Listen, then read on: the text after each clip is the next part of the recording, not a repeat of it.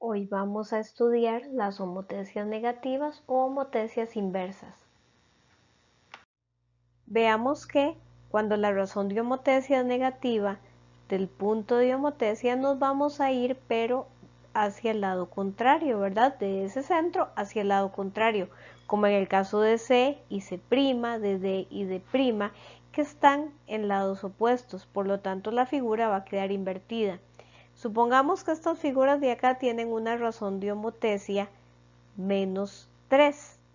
Entonces, si el lado BC vale 6, el B'C' va a valer 2. ¿Por qué? Porque 6 es el triple de 2. La razón de homotecia siempre nos va a dar cuántas veces es más grande un lado que otro. Simplemente se pone negativa porque, como lo dije antes, se invierte la figura.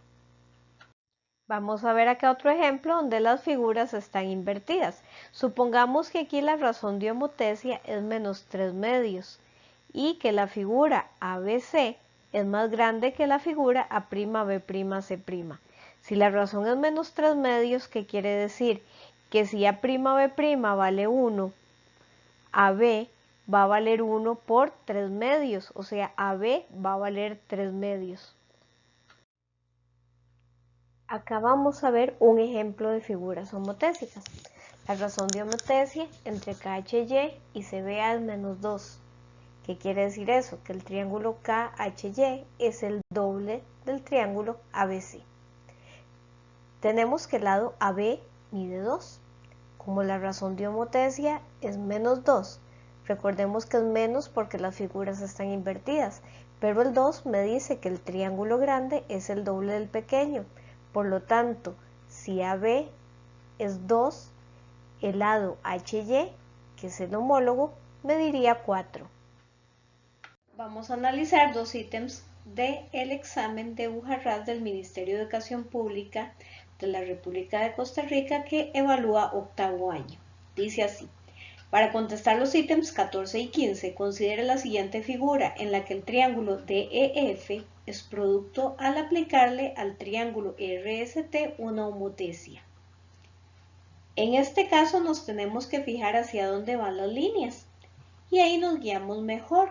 Vemos que D sería homólogo o corresponde con R, F con T y E con S.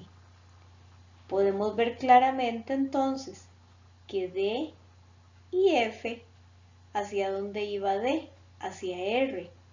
Entonces D va con R, F va con T. Entonces DF iría con RT. Por lo tanto, la primera proposición es correcta. Si nos vamos de nuevo a la segunda proposición, dice que F es homólogo con R, la cual es falsa porque vemos que la línea de F la hace homólogo con T. Entonces, en este caso, solo la primera sería verdadera, siendo correcta la opción C. En la primera proposición me solicitan si D es homólogo con T. En este caso podemos ver claramente que D sería homólogo con R, lo cual hace la proposición falsa. Para la segunda proposición me dicen que D es homólogo con RS. Podemos ver claramente por las líneas de correspondencia que sí se cumple. Entonces la opción correcta en este caso sería la opción D. Muchas gracias por la atención prestada. Nos vemos con otro tema.